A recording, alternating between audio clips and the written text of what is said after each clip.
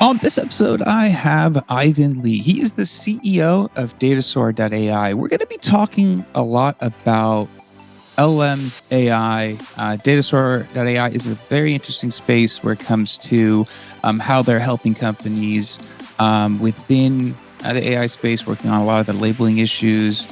Ivan's got a great background as a product person, so he'll provide us some insights in terms of productization of LLMs and where he sees this going in the future. Got a lot to cover. Ivan, thanks for taking the time to be on with us. Yeah, thanks for having me. Awesome. All right, before we dive in, I didn't obviously tell everyone what the company specifically does, and I would not do as good a job as you, but let everyone know what you guys do to give some context to the conversation. Sure thing. So I'll start off with perhaps my own background and then dive into the company details. So my own background is that I studied computer science at Stanford University, finished my undergrad, dropped out of master's, started my first company. It was in a very different space. It was mobile gaming. And I'd been a lifelong gamer. It was always my dream to build and design a game. We ended up doing that for a couple of years, building a profitable company and selling it to Yahoo. Once I landed at Yahoo, my manager assigned me to an AI product, and that changed the trajectory of my career. I spent the next 7 years building out AI solutions at a number of different companies, both startups and large companies. Most recently, I was over at Apple. And what I recognized through all of that is that AI is very powerful, but in order to make it work, you need a lot of labeled training data. You need to take examples of human language and show computers how to interpret it so that they can better understand our language and predict in future scenarios what we're trying to say. So an example is we work with a company that does doctor-patient conversations. You might need to label the symptoms, when they began, how severe they were, along with the diagnosis and ultimately the treatment. If you can do that for 1,000, 2,000 of these initial examples, you can start training the model to know how to transcribe and extract that data from future conversations, right? So we work with a variety of industries, taking raw, unstructured data, turning that into the training set that is required for the AI model itself. Awesome. I think that's probably a great jumping off point in terms of the conversation. Obviously, as you just mentioned, this training data, making sure that you have the right labeling in place, making sure that the company has a baseline. When you're looking at AI and the importance of data labeling and how companies are potentially needing to make some adjustments to get to a certain level of make sure the model can run effectively. What are you seeing? Because I think a lot of people are talking about AI. It's all the hype in the last year. But then when you talk to people about actually implementing, it's a whole different conversation. There's a massive gap from where we're at to where we'd like to be. It's a matter of perspective, right? So, for example, ChatGPT is a phenomenal research showcase, and it turned out to go viral as a mainstream tool, right? But if you go back to how OpenAI was framing it and thinking about it at the time, they thought it would just be yet another research showcase, similar to what they had done with Valley. Even they did not expect it to go viral in the way that it did. So I think of something like ChatGPT as an excellent AI toy in a way, right? Everyone can play around with it. It turns out it is actually useful at certain things. But now we're talking to Fortune 500 companies, people who are trying to apply this in a business setting. And suddenly there are all these stories about how OpenAI seems to stumble and make mistakes in kind of silly and funny ways. That's no longer funny in a business setting, right? Hallucinating the wrong price for something can have very drastic effects if you're working in a financial firm. Hallucinating something in that healthcare scenario can have very immediate and very detrimental effects. So it's a very powerful technology, right? But now we need to learn how to harness that technology and apply it to business use cases in a safe, controllable, reproducible setting. I think that's the challenge that everyone's figuring out right now. I think a lot of companies in 2023 are setting up their strategies with LLMs and how they want to approach and utilize and harness this technology in the coming years. Do you see, as companies are strategizing? I spoke to someone that was talking about their 3-year vision, and a big component of that was still trying to address analytics. But the stakeholders want to talk about where AI fits in, and he's having a time to try to make sure he educates the stakeholders to understand what that journey is going to look like. It's not going to be as immediate if they want the results that they would like to see. When you're seeing companies out there looking to implement AI in some capacity, some form, is there a disconnect between what maybe ChatGPT has caused in terms of the consumer side versus what an enterprise really will be needing to do and kind of the effort required? Yeah, I think disconnect is a good word. I think there's a lot of people end up being uncertain or being given a lot of very ambitious visions and dreams and certainly the technology is headed there, right? But I think there's a lot of ambiguity as to what it can deliver today. So we've had the opportunity to work with a number of clients in customizing models for them. And the way we approach this process is we will sit down with them and work backwards from the business use case. Fundamentally, what do you want it to solve for, right? Forget about the magic and everything that it can do. Just, okay, you want to sit down and take this database of 1 million documents and make it referenceable and searchable in a way that's going to save your analysts a lot of time. Okay, let's start with that. What kind of queries would they need to be able to put into the system? What kind of answers do you expect? What level of granularity? Does tone matter? If it's a external facing system, then you need to have you have to think about the brand of your organization and the tone you want to respond to customers with. If it's internal, how comprehensive does the solution have to be? What level of hallucination is still acceptable, right? And so by working backwards from this, that's how you can get to a system that actually brings real benefit and value to the company. So we will work with them to set up, okay, here's 25, 50 prompts. By the end of it, we're going to have at least 88% accuracy. And if we can agree on that very objective and measurable metric ahead of time, then we can agree at the end of the project that this was successful for you and your company. But remember, that is very different from what ChatGPT sets out to do. ChatGPT is beautiful in its ability to answer everything under the sun. These very specific models don't need to be able to summarize the Top Gun or Barbie movie to you. That's not the point, right? It's very centered on these prompts and this business use case, and does it do a good job here? Doesn't matter if it fails elsewhere. Yeah, I guess this narrow AI, I mean, it's a little bit different than what Hollywood sells us and the image of what ChatGPT can do. But within a company, I mean, that seems a lot easier to maybe get to a point where you do have a working product. If it's more narrow, it's very defined. You are able to label within that narrow, area, make sure that your accuracy is high. I guess when you're working with companies to kind of determine how narrow, how wide the scope should be, what's some of the guidance that you provide? Because obviously, narrow might be easier but less useful, and there might be a happy medium there. Yeah. So actually, it's the end of the year and everyone's giving their year-end predictions for what's going to happen, right? I think something I feel pretty strongly about is that we're not going to converge on one general model that is all powerful. I'll just take a hypothetical, we'll just use Starbucks as an example, right? Starbucks is not going to use one LLM model internally for their whole organization. Their marketing department is going to harness their own. Their data analytics department is going to have their own. Their customer service will have their own. You will see a proliferation and a divergence of models that all handle narrow use cases.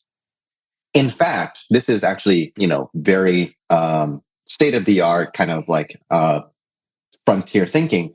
People are using a technique called LLM distillation.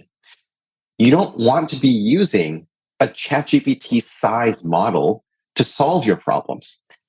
It would be similar to me taking a MacBook Pro and using it as a calculator. Can I do that? Yes. Is it way overkill? Absolutely. Right. So instead of using a giant model that solves all of your department's problems, all of the business use cases, you can use something called LLM distillation to gather training data set, use that data set to train a more traditional, streamlined mini NLP model. And that model is now going to be 10 times faster, 5 times cheaper, and better and more precise specifically at this problem without the risk of hallucinations, right? So as powerful as this whole thing was, you also don't want to overuse it for every use case under the sun. Interesting.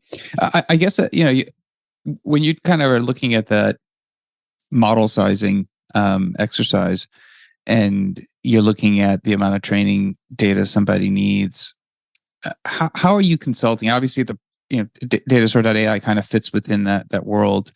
When you're looking at that, what kind of guidance are you giving your customers in terms of, this is the minimum amount of data we need for this size model? Or just, obviously we're not talking about specifics, but more generalizations, because I think, obviously when we think about ChatGPT, everyone thinks about enormous data volumes, enormous amounts of processing power.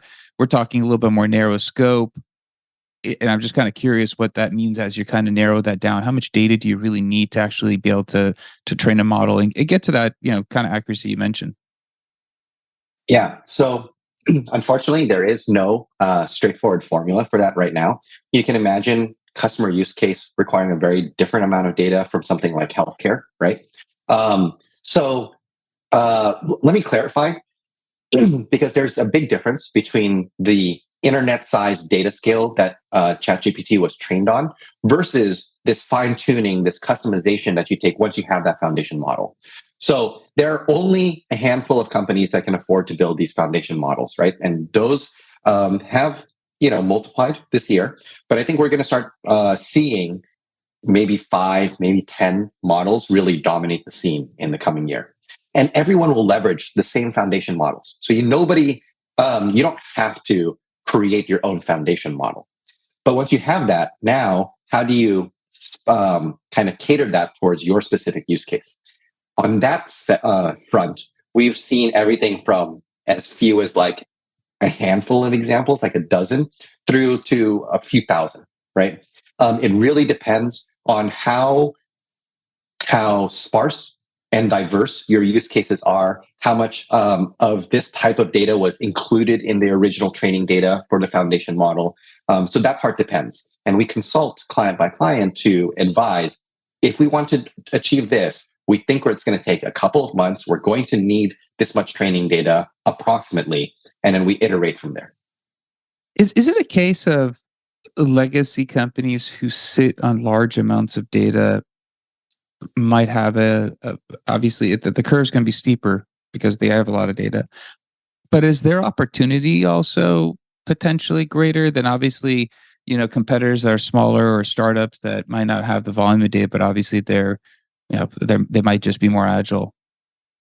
Yeah, that I think is the billion-dollar question of the coming years, right? Every VC is thinking about this. Do you bet on the legacy giant that's in the space that has a bunch of data and has those sales relationships and everything else to work off of?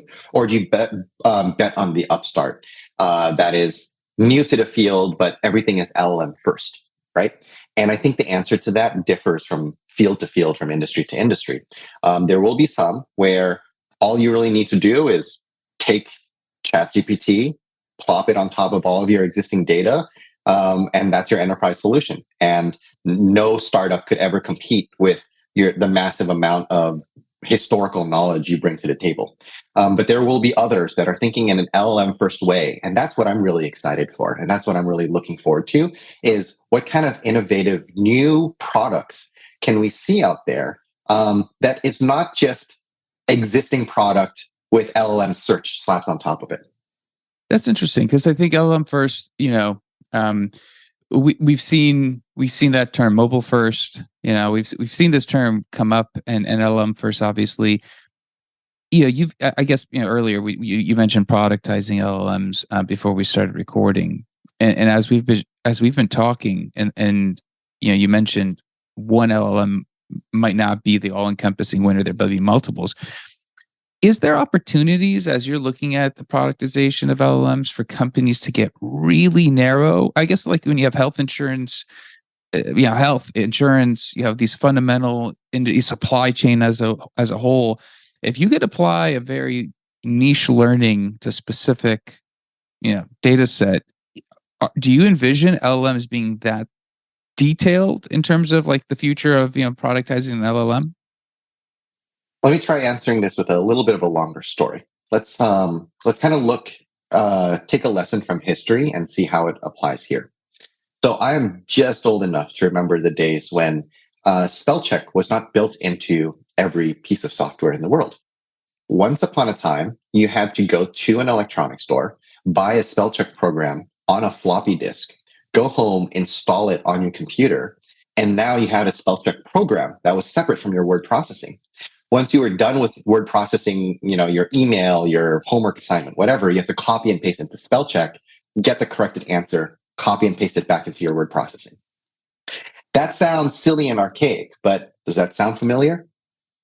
That is exactly what people are doing with ChatGPT today, right? You copy and paste into the ChatGPT web browser, get it to correct your language or whatever, put it back into your email. That is such an interesting parallel because what happened afterwards, right? At some point, Microsoft incorporated it into their Office, and then a web browser incorporated it into every text field on the internet. And nowadays, if you use a text field and it doesn't spell check for you, you're like, what is going on here? It feels uncanny, right? It's like the developer forgot to implement the feature.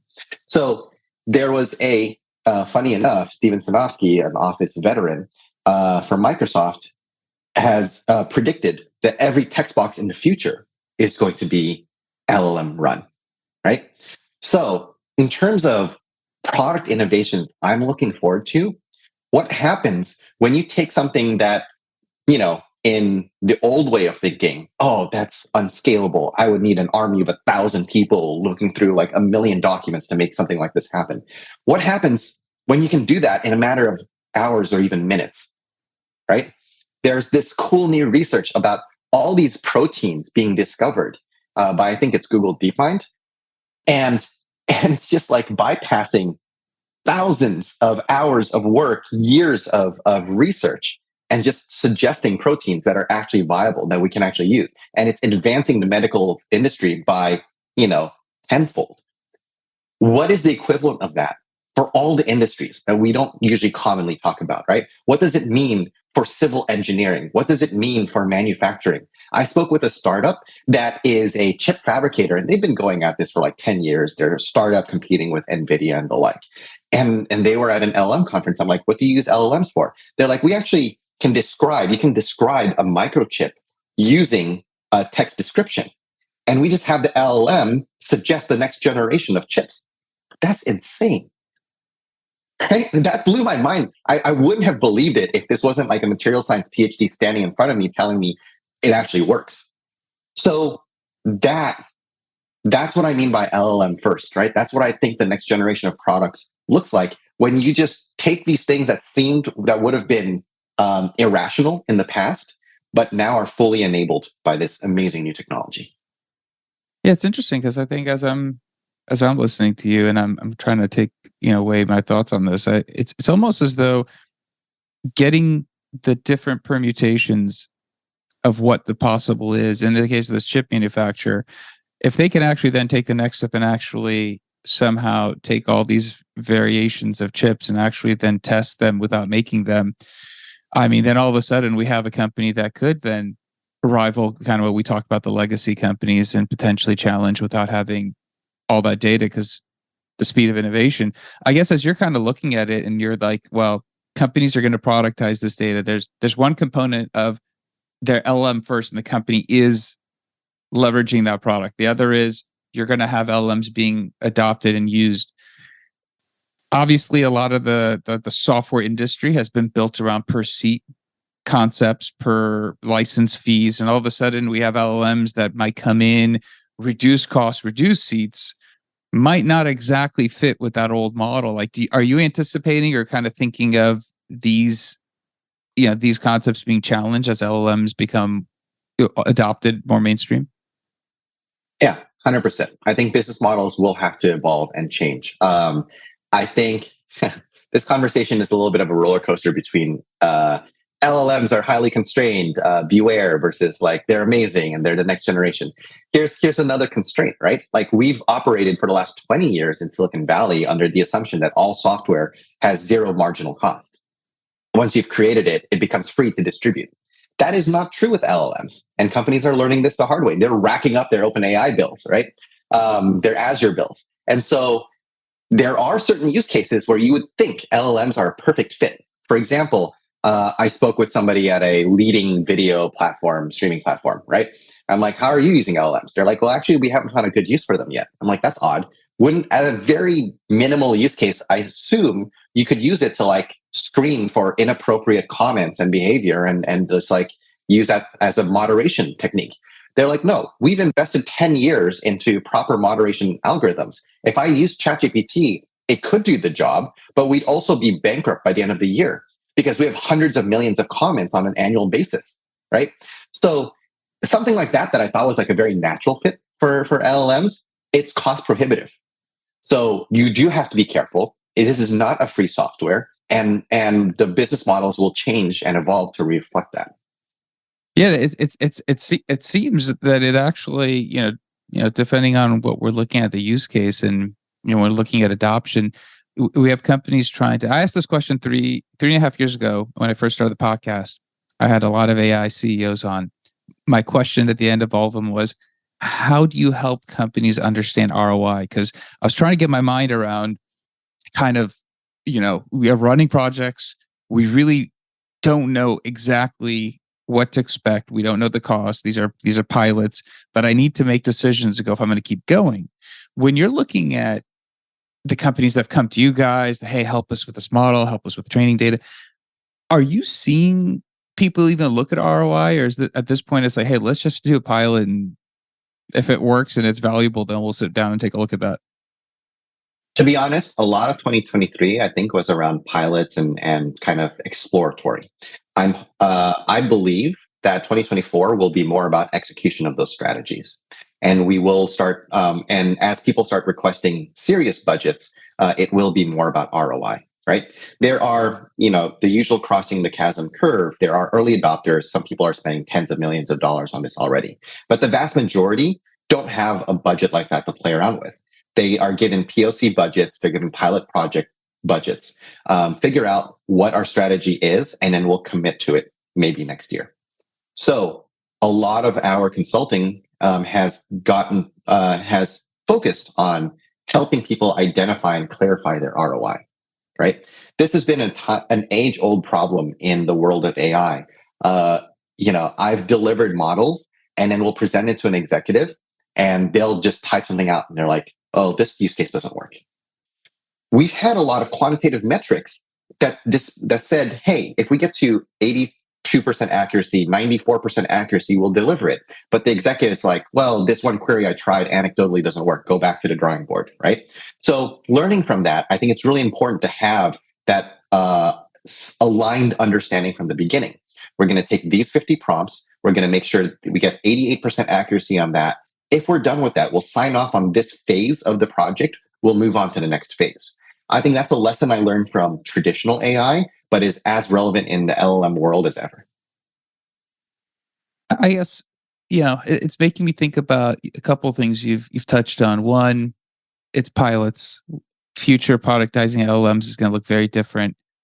Adoption at the enterprise level, which obviously everyone, consumer enterprise adoption, and everyone wants that. OpenAI, ChatGPT's done a great job, but at the enterprise level, when you're starting to look at adoption and you're going to look at that cost side, you just had that example of the comment moderation, the costs that are going to be involved, and I think as you mentioned, productizing future LLMs, these business models, especially for competitors, are they going to take advantage of their potential niche knowledge, their potential niche LLMs and kind of bring a solution that's going to have that double edge of, hey, not only do we save you money, but we don't cost as much. Because if we're going to leave it to just the big giants to produce technology for us, we've seen where that takes us and kind of what the implications are.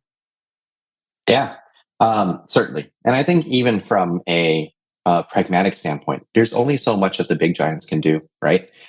Each giant with all of their resources can target 3 to 5 major industries. There's still so many out there that won't be able to get the attention of those giants, right? Part of our mission, our mission statement, is to democratize access to NLP, natural language processing, which means Datasaur is working with companies and organizations around the world. Just last month, we announced a really exciting initiative to work with the Southeast Asian region. We're part of a coalition of companies that is developing the region's first foundation model, right? And it's going to be trained on local data with languages fairly represented from the region, because they don't want the fate of their country's, technology in the hands of Meta and Google and Amazon. They want to develop their own foundation model. So being able to democratize, it's beyond just industry, but also to all the global citizens of the world, and making sure that everyone has equal access to this. I guess what you're seeing and what the company does, I obviously you can put it probably a lot more eloquently than I can, but when I kind of think about what you guys are doing, I'm looking at it going, you guys are very much, I don't want to use the term picks and shovels, but you're very fundamental towards potentially helping companies get up to speed, get to a point where so they could take advantage of leveraging LLMs. As you're seeing some of the use cases and then this last year, the adoption, do you get a lot of questions around, hey, I'm curious, or are you getting a lot more questions of, hey, let's actually launch something and get it done because we're just in a hurry? Truth be told, I would say a lot of conversations have been a lot more about curiosity and exploration, but that's fine. I think that's the right approach. It's got to start there. Yeah, and this technology, there's that famous quote about like any technology sufficiently advanced is indistinguishable from magic. I've been in the NLP space for 5 years, even with Datasaur alone. The leading experts in this space didn't expect something like this to occur this rapidly, right? People thought this was at least 10 years out. So it does feel magical because we got 10 years of technology advancement in the span of 12 months. So everyone is in an exploratory phase, feeling it out. But I think next year, we will actually start seeing what how to productize this, right? For lack of a better term, how to actually make this useful and have a real measurable impact on businesses. Last question. I'm just curious. We've seen, I think it was maybe 8-9 years ago, we saw self-driving cars and the concept. Everyone was talking about how that's going to be right around the corner, right? The last 3-4 years, it was cryptocurrency trying to find a use case for crypto. I think blockchain obviously has its particular use cases, but crypto, people trying to search for a solution. Amazing technology. Adoption has been very different than what people might be looking at. When you're looking at AI, what is going to be different? Because obviously there's been AI winters. There's been a lot of talk about AI for a long time. It's not new. It's been around this conversation's been around for a while. Is ChatGPT, you mentioned the advancement of 10 years and 12 months. Is that the difference now for AI where it's we've released, opened a Pandora's box and now people are going to make use of this? So this might be a little bit more of a controversial take, but this is based on my own, lived life experiences, right? I entered the industry at just like 2 years after the App Store was announced, 3-4 years after the smartphone was first released, right? So I got to take part of the mobile revolution, and I saw how transformative that was. I've been waiting the rest of my career for the next advancement of that level. There was VR for a little bit. There's the ones that you mentioned. There's computer vision, blockchain. I never really saw what those were able to do. But when I started Datasaur in 2019, everybody was still hyped about computer vision, but I wanted to place a bet on NLP because I developed NLP. It felt really powerful. Language is at the core. It's the foundation for us as a society, right? It's how we communicate, whether in writing or through language like now. So I thought NLP was going to be really powerful. Even I didn't see LLMs coming, but I think the meteoric rise of ChatGPT, fastest growing consumer app of all time, fastest to ever reach 1 billion users, people see there's a fundamental difference here in just how immediately useful it can be. That's the key, right? This is not just, and I'm, to be clear, I think there is a certain level of overhyping of this technology. And that's where I've been trying to share a lot of the constraints and the reasons you can't use it everywhere. But despite all of the overhyping that is happening, people are fundamentally using things like ChatGPT in their day-to-day lives. And that means real value has been generated here. Absolutely. I love it, man. You know a lot about this. I keep asking you questions. You got to go run a business. So I appreciate your time. Thanks for being on. Listen, if somebody wants to reach out to you, because we covered a lot of stuff. We did not get as deep as I might have hoped. Maybe we'll have you back for another episode down the road. But if somebody does want to reach out to you, talk to you about either Datasaur.ai or something you mentioned on the podcast, what is a good way of getting a hold of you? Yeah, a couple of ways. So you can just reach out directly to my email, Ivan@Datasaur.ai. Feel free to shoot an email. Just mention this podcast in the subject line. And then the other way is through LinkedIn. Ivan Lee. I think the actual tag is just IY Lee. So come find me. All right, man. Awesome. I appreciate it. Thank you for your time. Cool. Thank you. Take care. All right. That's it for the episode. Be back again. Different guest, different topic. Until then, share this episode. It's been awesome. I know we covered a lot of different things. Ivan's got a great background in this. I hope you guys find value. So share with somebody else who's going to be interested in what we've been talking about. Like, subscribe, leave a comment, leave me a review. Let me know how we're doing. I appreciate it if you do. Until next time, thank you and goodbye.